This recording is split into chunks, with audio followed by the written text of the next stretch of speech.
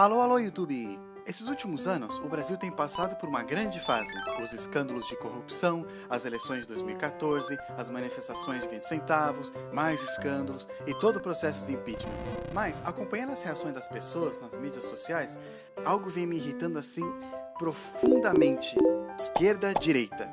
Ninguém sabe o que é isso. Todo mundo escolhe um lado, talvez nem sabe direito o que o lado defende, mas mesmo assim concorda com tudo, escolhe um lado e sai pra aí pra discutir com os outros, usando palavras chiques, difíceis, fingindo que é inteligente, falando coisas que não tem sentido.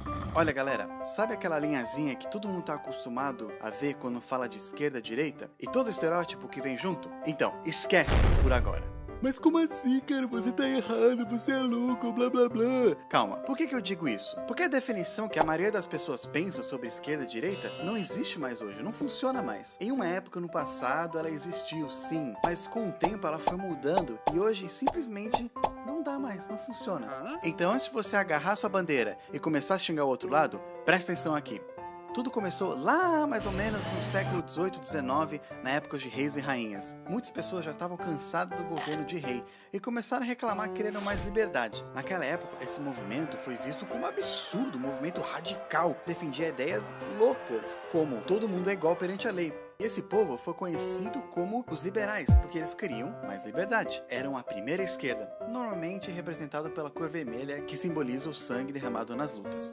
Já as pessoas que eram amigos do rei queriam deixar as coisas como estavam, porque sempre foi assim, tradições são melhores, e assim que as coisas sempre funcionaram, mais ou menos. Qualquer coisa diferente ia levar as nações num caos. Essas pessoas ficaram já conhecidas como os conservadores, aqueles que queriam conservar as tradições. O povo da direita, normalmente representado por azul, mas isso nunca foi muito certo. Com o tempo a gente sabe que a esquerda foi ganhando, o povo foi tendo mais voz. Reis e seus amigos foram sumindo, deixando de existir, até que hoje ninguém apoia rei. Bem, quase ninguém. Mas o tempo não para. Novas gerações foram surgindo, novas ideias foram vindo também, ideias ainda mais radicais e mais liberais que antes, criando um novo grupo ainda mais para a esquerda da linha.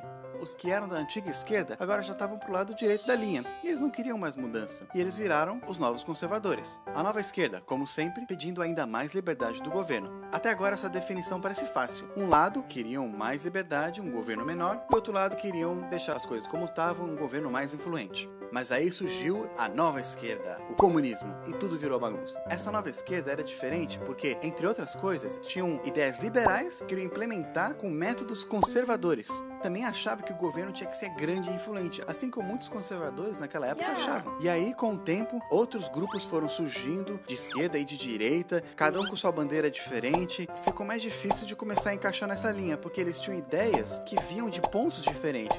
Não fazia mais sentido essa linha. Dá pra ver isso hoje no Brasil. Não tem um partido que é bem de direita ou de esquerda, de acordo com essa linha. Todos os partidos têm ideias que são tiradas de partes diferentes. E essa polarização que tem hoje causa muita confusão em briga que não faz sentido. Tem solução para isso então? Tem sim. Ela não é perfeita, mas é melhor do que isso aqui. É só acrescentar mais uma linha vertical.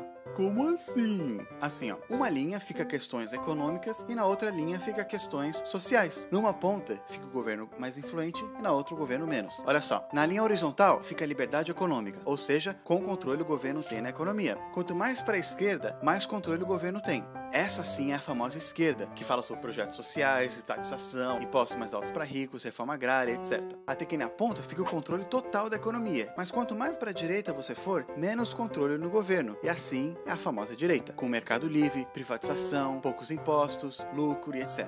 Na extrema ponta fica controle nenhum do governo na economia.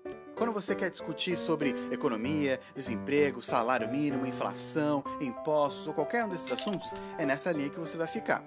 Já outros assuntos como liberdade de expressão, discriminação, homofobia, feminismo, aborto, legalização das drogas, liberdade religiosa e vários outros são parte da outra linha, da liberdade social. A liberdade social é quanto o governo controla as suas liberdades individuais. Quanto mais para cima da linha você vai, mais controle o governo tem na tua vida social, até que o topo é controle total.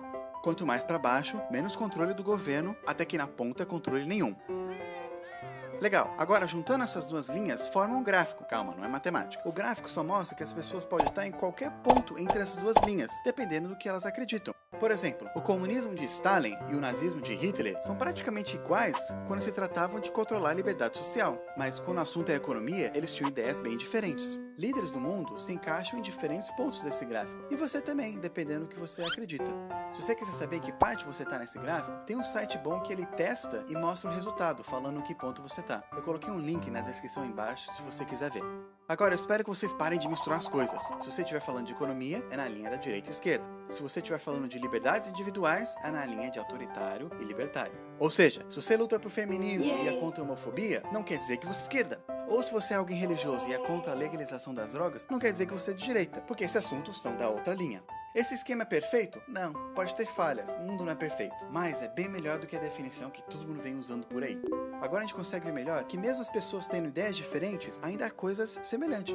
Não vamos esquecer que mesmo com pensamentos diferentes, todos nós no fundo temos o mesmo objetivo.